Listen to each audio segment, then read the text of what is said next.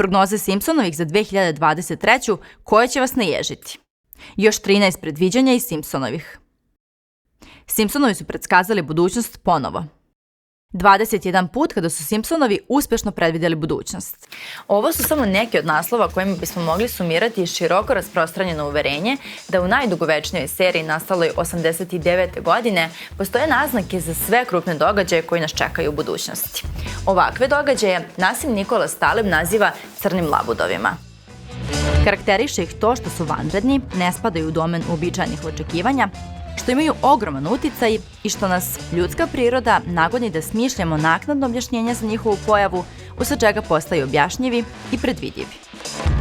Simpsonovi su znali i za pandemiju, i za invaziju na Ukrajinu, ali i za Donalda Trumpa kao predsjednika. Za stravičnu eksploziju u Bejrutu i izbijanje epidemije majmunskih boginja godinama pre nego što se sve to desilo. A da li je zaista tako? Analizirali smo najpopularnija predviđanja iz Simpsonovih kako bismo vidjeli koliko je magije prisutno u popularnim prognozama, a koliko dezinformacija, koincidencija i igre na sigurno.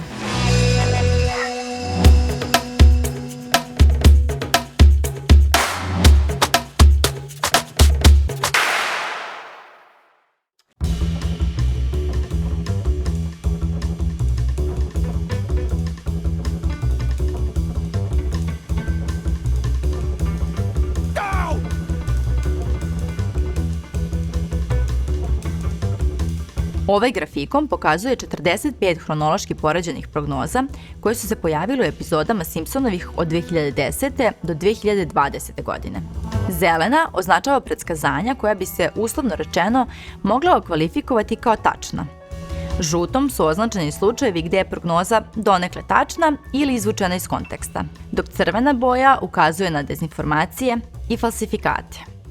Primetno je da su u početnom periodu dominirale tačne prognoze, da bi s vremenom počelo kreiranje sve većeg broja netačnih interpretacija, od kojih mnoge sadrže falsifikate i photoshopirane ilustracije.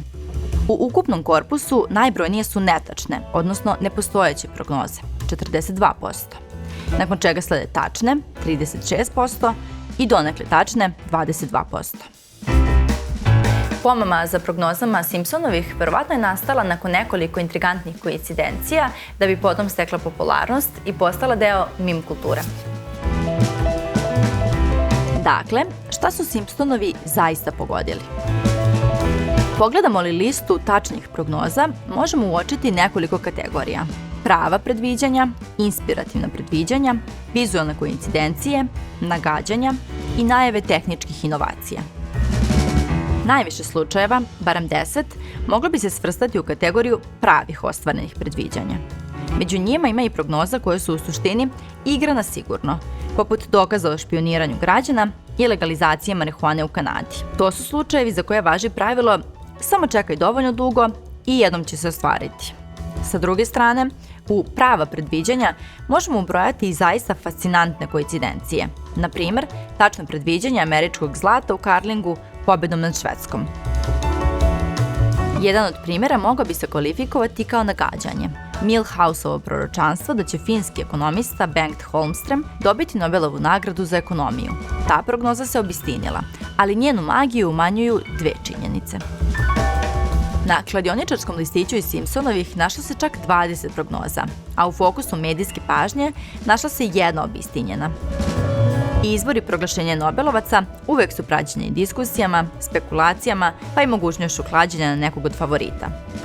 U tom svetlu, Holmström je svakako i pre Simpsonovih pominjen kao potencijalni dobitnik. Listu manje impresivnih predviđanja zaključuje ona o tehničkim inovacijama. Nekoliko epizoda iz Simpsonovih bilo je posvećeno viziji budućnosti, u kojoj su svoje mesto našle tehničke novotarije, poput prevodioca s bebećeg jezika i robota bibliotekara. Kada je reč o delimično tačnim proročanstvima, u većini slučajeva se radi o onim događajima koji su na neki način već bili najavljeni. Marge jeste čitala knjigu o epidemiji ebole koja će zabrinuti svet početkom 21. veka, ali se za ebolu u tom momentu znalo već 2 decenije. Simpsonovi jesu prikazali Trumpa kao predsjedničkog kandidata 2000. godine, ali je on o toj ambiciji govorio još 1999. U jednoj od epizoda jeste tematizovana korupcionaška afera u FIFA, ali su se slučajevi korupcije u toj federaciji već godinama istraživali. Simpsonovi jesu najavili finansijski krah lanca JCPenney, ali je on godinama pre bankrota bio u veoma nezavidnom položaju. Ovom nizu treba dodati i veoma intrigantan slučaj formule kojom je procenjena masa Higgsovog bozona. Homer je zaista ispisao komplikovanu formulu u epizodi The Wizard of Evergreen Terrace iz 1998. Ali je profesor Peter Higgs s grupom saradnika predstavljao objašnjenje Higgsovog mehanizma još 1964. godine. Mehanizmi manipulisanja su slični, ali bismo ih mogli podeliti u nekoliko kategorija. Prvoj pripadaju oni slučajevi u kojima je vizualni sadržaj isečka autentičan, ali je tekst izmenjen ili ubačen. Tako je na sliku iz epizode emitovane 30 godina pre pandemije COVID-19 na telu kraj TV prezentera Kenta Brockmana dodat natpis koronavirus, a na sličan način je pogođen i tačan rezultat Super Bowla 2017. godine. Izmenjeni su ne samo skorovi, već i nazivi timova. Drugoj kategoriji pripada spajanje slika u kolaž. Na taj način se kombinuju različiti konteksti kako bi se tendenciozno namestilo predviđanje nakon što se događaj već desio. Ovim putem objašnjeno je da su Simpsonovi predvideli pojavu majmunskih boginja. Dokaz je konstruisan spajanjem slike Homera s majmunom iz 1998. godine i Homera s boginjama iz 2005. godine. Trećoj kategoriji pripadaju slučajevi sa izmenjenim slikama. Na prizor Springfieldskog Notre Dama dodata je vatra kako bi se pokazalo da su Simpsonovi predvideli požar u čuvenoj Parijskoj katedrali. Čuvaru Viliju, nagog torza, dodata je kapa s rogovima kako bi se predvideo upečatljivi zagovornik QAnona, Jake Angeli. A u mrtvački sanduk iz jedne od epizoda položen je Donald Trump, iako se on u serijalu nikada nije pojavio kao pokojnik. Veliki broj navodnih prognoza iz Simpsonovih bio je baziran na falsifikovanju, a svaka 5. prognoza bila je bazirana na informacijama koje su već bile dostupne u trenutku pisanja scenarija.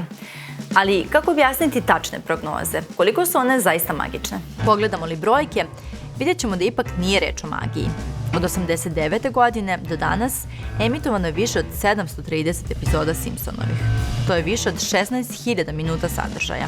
Kao što je za BBC objasnio Al Jean, jedan od autora, ako napravite dovoljno prognoza, 10% njih će se ispostaviti tačnim.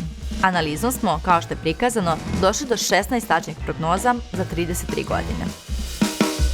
Veliki deo javnosti će ipak, zaveden retkim prilikama u kojima se prognoza ostvarila, prevideti sve ono što se nije ostvarilo, kao i sve ono što je moglo da posluži kao osnova za prognozu, a izgubilo se u stotinama usputnih detalja i aluzija.